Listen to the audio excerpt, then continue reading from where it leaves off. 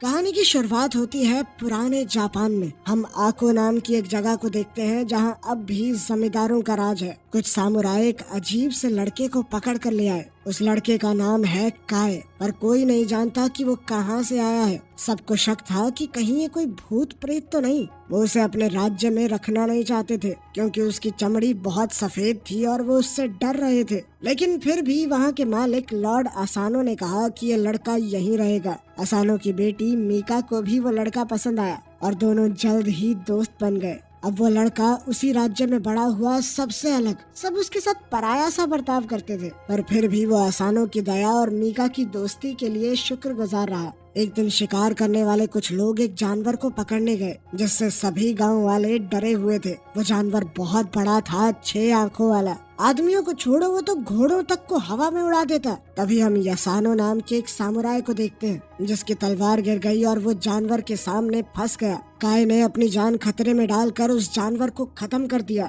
उसने यसानो की जान तो बचाई ही, साथ ही उसकी तलवार उसे वापस दे दी। यसानो ने घिन से कहा, मैं मर जाता तो ही बढ़िया था, इस अशुद्ध ने मुझे बचाया, छी। वो सभी लोग ये मानते थे कि काय कुछ अलग ही है। खैर जल्द ही बाकी सामुराई वहाँ पहुँच गए और उन्हें लगा कि यसानो ने ही इस जानवर को मारा होगा। यसानो भी चुप रहा और सारा क्रेडिट खुद ही ले गया। वहाँ से जाने से पहले काय ने एक अजीब सी सफेद लोमड़ी देखी जो उसकी तरफ एक टक देख रही थी। उसकी दोनों आंखें अलग रंग की थी। इसी दौरान दूसरे राज्य नगाटो में वही सफेद लोमड़ी उनके मालिक लॉर्ड कीरा के पास गई। अचानक लोमड़ी एक खूबसूरत औरत में बदल गई। वो असल में कीरा की जासूस है। उसने कीरा को बताया कि लॉर्ड असानो को खत्म करने का उनका प्लान सफल नहीं हुआ। जब शिकार से लोग वापस आए तो मीका ने अपने पिता का स्वागत किया। उसने पूछा कि कोई चोट तो नहीं लगी। असानो ने मजाक में कहा, किसी खास के लिए फिक्र हो रही है क्या? तब पता चला कि 6 आंखों वाले जानवर को खत्म करना क्यों जरूरी था। आको में शोगन नाम का एक बड़ा टूर्नामेंट होने वाला था जो कि एक बहुत बड़ी बात थी। सब कुछ बिल्कुल सही होना चाहिए इसमें। असानो मीका के काम से बहुत खुश हुआ। उसने कहा कि अगर तुम्हारी माँ आज जिंदा होती तो बहुत गर्व होता तुम्हारे ऊपर।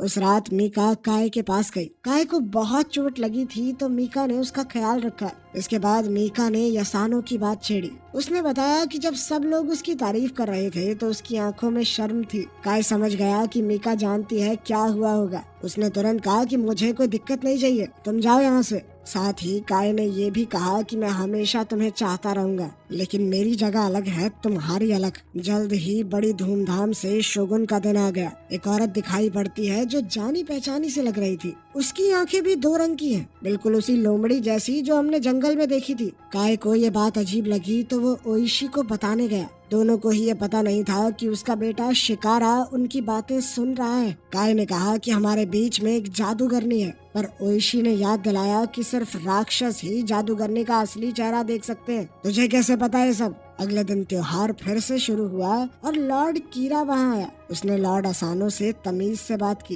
पर दिल ही दिल में तो दोनों एक दूसरे से बहुत नफरत करते हैं। कीरा ने कहा, वाह, बहुत अच्छी रखेल है तुम्हारे पास। बहुत गुस्से में असानो ने जवाब दिया कि मेरी बेटी है, ये समझा, तमीज से बात कर। नाटक के बाद अब समय था दोनों देशों के बीच में मुकाबले का। लॉर्ड कीरा का योद्धा कमाल का था। सब लोग उससे काफी इम्प्रेस हो गए। कीरा ने चढ़ाते हुए मीका से कहा, चिंता मत करो, मुझे यकीन है कि तुम्हारे पिता का चुना हुआ योद्धा भी उतना ही ताकतवर होगा। लेकिन किसी को भी उस पर ज्यादा भरोसा नहीं था क्योंकि उसके पिता ने यसानो को चुना था, ये सोचकर कि उसी ने 6 आंख वाले उस जानवर को मारा है। सब सोच रहे थे कि यसानो आता ही होगा, लेकिन लड़ाई से ठीक पहले उससे वो लोमड़ी मिलने आई और अब वो कुछ बदला सा लग रहा था। जब शिकारा उसे लेने आया तो यसानो बिल्कुल भी लड़ने की हालत में लग ही नहीं रहा था। काय ने कहा कि किसी और को बुला लो, लेकिन अब इसका वक्त नहीं था। अगर उनका योद्धा जल्द ही नहीं पहुंचा तो बहुत बुरी बेइज्जती हो जाएगी उनकी। असानो का सर नीचे झुक जाएगा। लेकिन इस मुकाबले में सिर्फ एक सामुराई लड़ सकता है और वो तो दोनों ही सामुराई नहीं थे।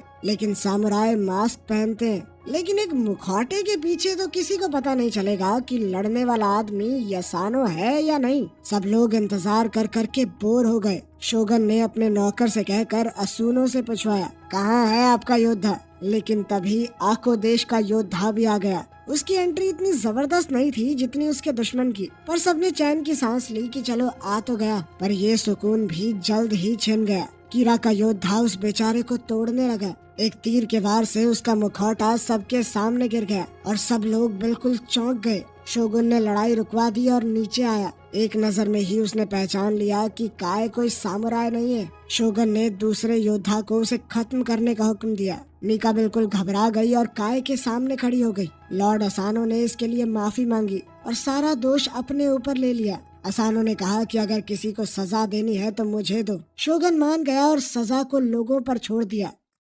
उसी दिन शाम के समय लॉर्ड कीरा के सामने जादूगरनी अपना प्लान बता रही थी कि कैसे वो आको का पूरा इलाका लॉर्ड अकानो से हथिया लेगी। उसने कहा कि वक्त बिल्कुल सही है। अकानो के सर पर इस वक्त बहुत बोझ है। उसने अपने जादू से एक मकड़ी को पैदा किया। सोचो कितनी आंखें थी उसकी। हाँ, फिर से 6 आंखों वाला वो डरावना जानवर। अब समझ आया कि वो पहले वाला जानवर कहाँ से आया था। वो मकड़ी उसके होठों के पास चली और असानो को एक जहरीले डंक से बीमार कर दिया। असानो जागा और उसे भ्रम हुआ कि कीरा मीका के ऊपर हमला कर रहा है। उसने तलवार उठाई अपनी बेटी को बचाने के लिए, पर ये सब तो उसके दिमाग में चल रहा था। लेकिन जो हमला उसने कीरा पर किया वो सबको दिखाई दिया। सामुराई दौड़ते हुए उसे रोकने के लिए आए और कीरा ने बेचारा बनने का नाटक किया। इस घटना के लिए असानो को मौत की सजा दे दी गई क्योंकि उसने एक मेहमान के ऊपर वार किया था, पर अपनी इज्जत और रुतबे की वजह से उसे काम खुद करने का मौका दिया गया। बाद में असानो ने ओइशी से कहा कि ये फांसी से कहीं बेहतर है। ओइशी ने कहा कि ये गलत है,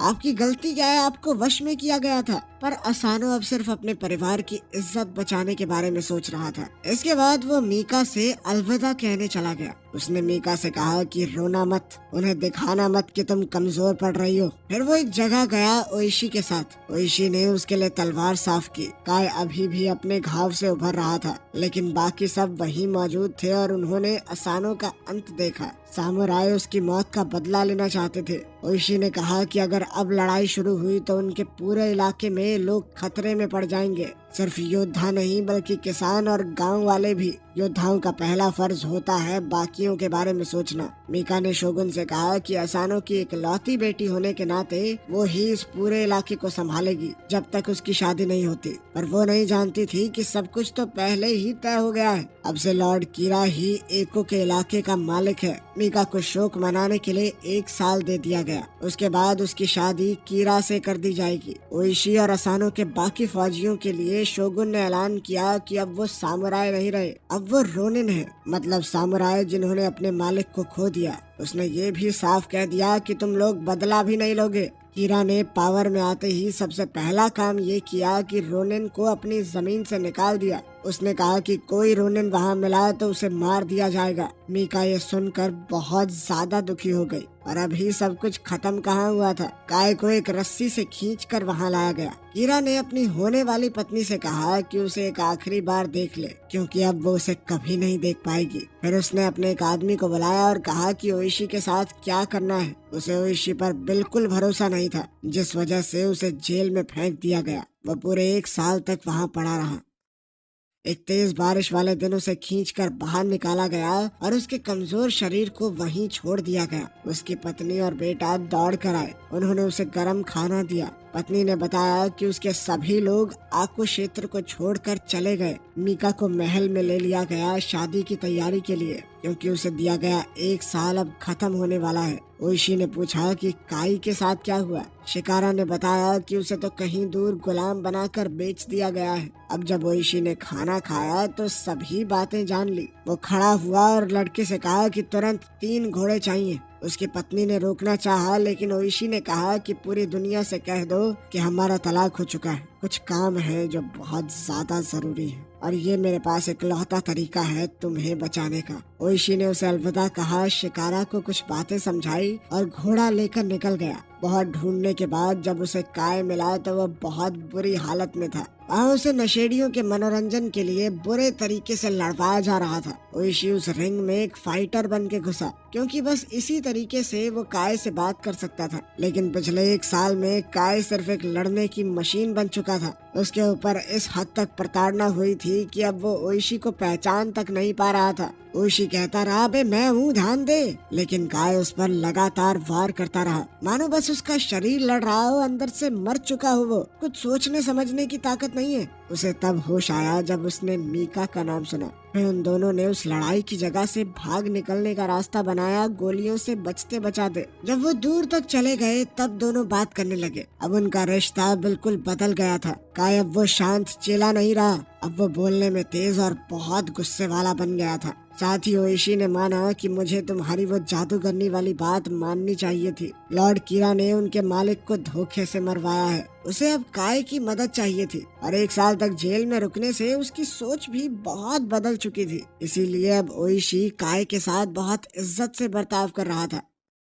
जल्द ही कीरा के महल के बाहर एक आदमी पहुंचा। वो डच आइलैंड से कुछ खबर लेकर आया था। उसने बताया कि जिस योद्धा को तुमने हमें बेचा था वो एक सामुराई की मदद से भाग गया। जिसके बाद कीरा ने जादूगरनी से जल्द ओइशी को ढूंढने को कहा। वो चाहता है कि ओइशी को पूरी तरह खत्म कर दिया जाए। उधर काय और ओइशी तालाब तक पहुंच गए जहां शिकारा उनका इंतजार कर रहा था। शिकारा ने ओइशी के सभी लोगों को वहां इकट्ठा किया हुआ था। उसने कहा कि उसके पास एक प्लान है, लेकिन ये प्लान शोगुन के हुक्म के खिलाफ था। मतलब जो भी इसमें शामिल हुआ वो ज्यादा दिन तक जिंदा नहीं बच पाएगा। जैसे ही उसने बताया कि उसका मकसद है लॉर्ड कीरा को खत्म करना, तो सब लोग उत्साह से चिल्ला उठे। सब उसके प्लान के हिसाब से काम करने को तैयार हो गए। किले में बहुत से गार्ड्स मौजूद हैं, बहुत सुरक्षा है। इसीलिए उन्हें पता करना होगा कि कीरा अपने मंदिर के दौरे पर कब जा रहा है। उन्हें और लोगों की भी जरूरत है और तलवारों की भी। ओइशी ने ये काम अपने कुछ लोगों को दिया। उनमें से एक आदमी काय पर गुस्सा हो गया, उस पर हमला करने की कोशिश की,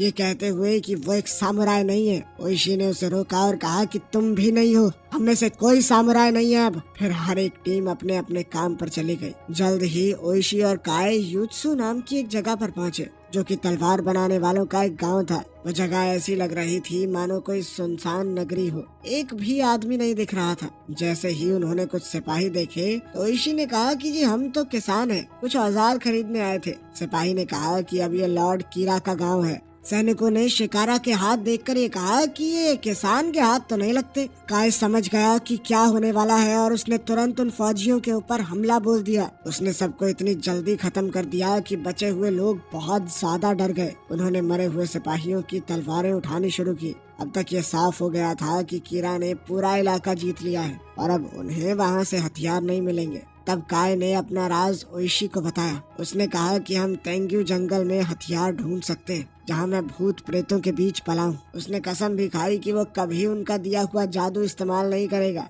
ओइशी को उसकी भूत प्रेतों वाली बातें पसंद नहीं आई, लेकिन उसके पास कोई दूसरा चारा भी नहीं था। बदला तो उसे किसी भी हाल में लेना था। तभी उनका एक आदमी लॉर्ड कीरा के अगले दौरे की जानकारी लेकर आया, लेकिन अचानक वो एक सुंदर लड़की से मिला और उधर ही उलझ गया। उसकी आंखें बहुत अलग थी। उसने पूछा, तुम्हारा नाम क्या है? उधर ओइशी के लोग संभल कर जंगल में घुसे। उन्होंने उत्तर दिशा के बारे में पूछा और काई ने कहा कि वहाँ भूत है। इसके बाद ओइशी और काई एक अंधेरी गुफा में घुस गए, जबकि बाकी लोग बाहर ही रुके हुए थे। अगर बहुत से लोग एक साथ गए तो भूत प्रेत नाराज हो जाते हैं। काय ने ओइशी को कहा कि कुछ भी हो जाए लेकिन अपनी तलवार मत निकालना, ध्यान रखना चाहे कुछ भी हो जाए। उधर गुफा के बाहर खड़े रोनिन आपस में बातचीत करने लगे। वो ये समझ नहीं पा रहे थे कि आखिर ओइशी को काय के ऊपर इतना भरोसा क्यों है। थोड़ी बातचीत के बाद उन्होंने फैसला लिया कि हमें काय के ऊपर भरोसा नहीं है। अगर उसने अंदर ले जाकर ओइशी को मरवा दिया तो।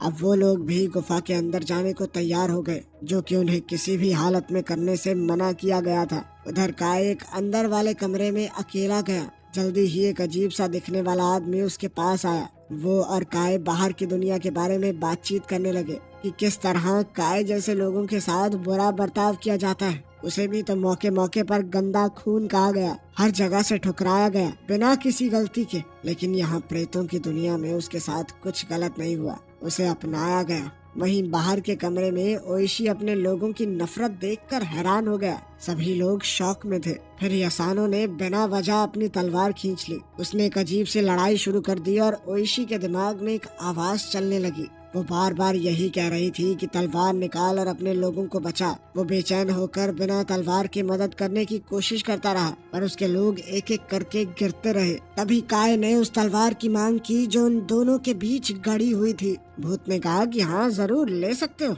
लेकिन सिर्फ एक शर्त पर, मुझसे पहले इसे पकड़ के दिखाओ। दोनों हवा में एक दूसरे की तरफ उड़े, पर काय बहुत तेज था। उस भूत को ये देखकर बहुत खुशी हुई कि काय में अब भी उतनी ही तेजी है। उधर दूसरे कमरे में सब कुछ उल्टा पुल्टा हो रहा था। ओइशी के लोग कभी गुफा में आए ही नहीं थे। ये सब सिर्फ उसका भ्रम था।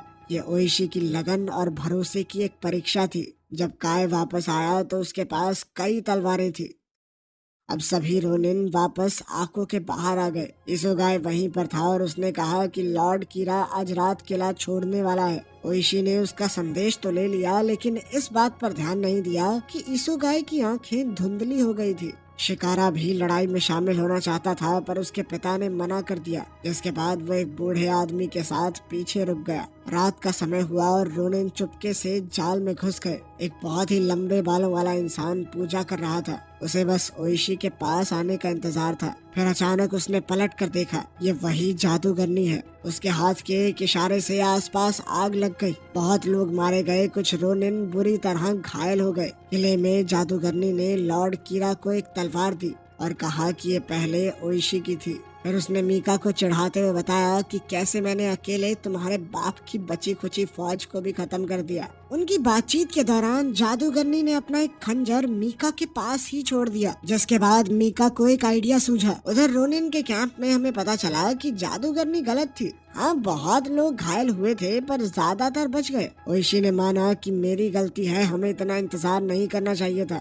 हमें अब तुरंत बदला लेना होगा, चाहे हार हो चाहे जीत। अगर वो मरेंगे तो भी इज्जत के साथ। तभी काय ने कहा कि हम अभी भी शुरू किया हुआ काम खत्म कर सकते हैं। अब जब वो हमला करेंगे तो उन्हें बहुत बड़ा फायदा मिलेगा, क्योंकि कीरा को लगता है कि वो सब मर चुके हैं और सुबह ही उन्हें हमला करने का एक और मौका मिल गया। काय ने वहाँ से जाते हुए नाटक करने वालों के एक ग्रुप को पहचान लिया। उनकी टीम पहले भी इस इलाके में नाटक कर चुकी थी। जब उन्हें रोका गया तो कलाकारों ने कहा कि हम लॉर्ड कीरा की शादी में खेल दिखाने जा रहे हैं, जिसके बाद सभी रोनिन्स ने एक नया प्लान बनाना शुरू किया और उन्हें इस बात का भी पूरा यकीन था कि संभावना है हम वापस नहीं आएंगे। और ये बात भी वो अच्छे से जानते थे कि ये कितना खतरनाक है। हो सकता है उनकी जान भी चली जाए। उन्होंने अपनी एक कहानी लिखकर तैयार की ताकि अगली पीढ़ी को पता रहे कि उन्होंने क्या किया और क्यों। सबने उसके ऊपर साइन किया, काय ने भी।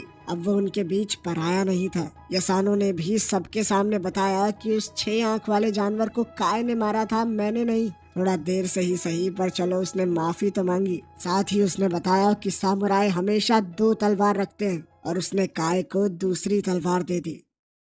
रात के समय अब एक बहुत बड़ा कार्यक्रम शुरू होने वाला था। कीरा का किला बहुत ज्यादा सिपाहियों से भरा हुआ था। उन्होंने नाटक मंडली को दरवाजे से अंदर जाने दिया, लेकिन किसी का ध्यान नहीं गया कि काय और ओशी उनके बीच में ही छुपकर किले के अंदर घुस गए। जल्द ही मीका को शादी के जोड़े में सजाकर कीरा के सामने लाया गया और उन दोनों के बैठते ही नाटक शुरू हो गया। जब सब लोग नाटक देख रहे थे तो इस मौके का फायदा उठाकर सभी रोनिन किले के कोने से ऊपर चढ़ गए और वहाँ के पहरेदारों को चुपचाप मारने लगे। वो सब धीरे धीरे इतनी सफाई से अपना काम कर रहे थे कि किसी को शक न हो। वो जैसे ही एक सामुराई को खत्म करते तो उनमें से ही कोई उसकी जगह ऐसे खड़ा हो जाता मानो कुछ हुआ ही न हो। वहीं सब लोग स्टेज पर आग का खेल देखते हुए खुश हुए, पर अचानक से जादूगरनी को महसूस हुआ कि कुछ तो गड़बड़ है। ओइशी अपना भेष बदल कर वहाँ मौजूद था। उसने कुछ करतब दिखाने शुरू किए। उधर 3 साथ खड़े सामुराइज को खत्म करते हुए कुछ गड़बड़ हो गई और उनमें से एक ने ओइशी पर तीर चला दिया, जो उसके हाथ को छूकर चला गया। लेकिन वो कीरा पर जो हमला कर रहा था वो नाकाम हो गया। अब लॉर्ड कीरा के आदमी उसे और मीका को सभी तीरों से बचाते हुए वहाँ से ले गए। सभी रोनिन अभी भी उनके पीछे थे, लेकिन अब जगह जगह पर लड़ाइयाँ छिड़ गई थी। काय अकेला कई दुश्मनों का सफाया करता जा रहा था। लॉर्ड कीरा ने अपने सबसे खतरनाक योद्धा को रोनिन्स का मुकाबला करने के लिए भेजा। उसे देखकर सब डर रहे थे। वो जानते थे कि ये बहुत ज्यादा ताकतवर है। लेकिन तभी एक रोनिन ने जलता हुआ बारूद हथियारों वाले कमरे में फेंक दिया। जबरदस्त धमाका हुआ और कीरा का वो समुराई उसी में मारा गया। जादूगरनी भी तुरंत अपना रूप बदलकर वहाँ से उड़ गई। मीका ने मौका देखकर अपने शादी के जोड़े में छुपा हुआ वो खंजर उठाया और कीरा पर हमला बोल दिया। पर जब उसे समझ आया कि वो उसे नहीं मार पाएगी तो मौका देखकर वो वहाँ से भाग गई। पूरा किला अब जंग का मैदान बन चुका था और सभी रोनिन अपनी पूरी ताकत लगा रहे थे।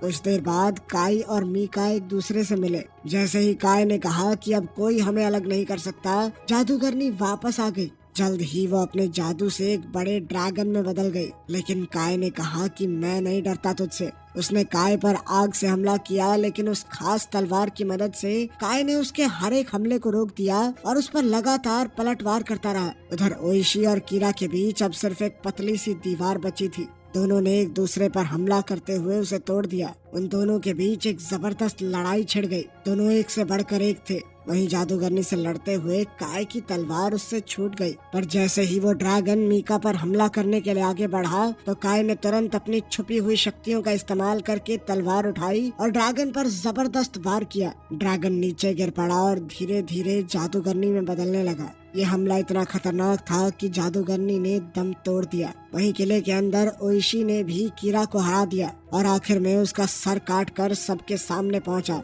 इस लड़ाई को हमेशा के लिए खत्म करने। लॉर्ड कीरा के मरते ही उसके सैनिकों ने भी हथियार डाल दिए। फिर सभी 47 रोनिन राजकुमारी मीका के साथ आको वापस आए। उन्होंने असानों की कब्र पर जाकर उनकी तलवार रखी और ओइशी ने कहा कि अब बदला पूरा हुआ। आखिर में राजकुमारी ने भी काय से अपने प्यार का इजहार किया और उन दोनों के बीच मोहब्बत पनपने लगी। वीडियो पसंद आई तो लाइक कर देना, चैनल को सब्सक्राइब कर लेना। मिलते हैं अगली वीडियो में।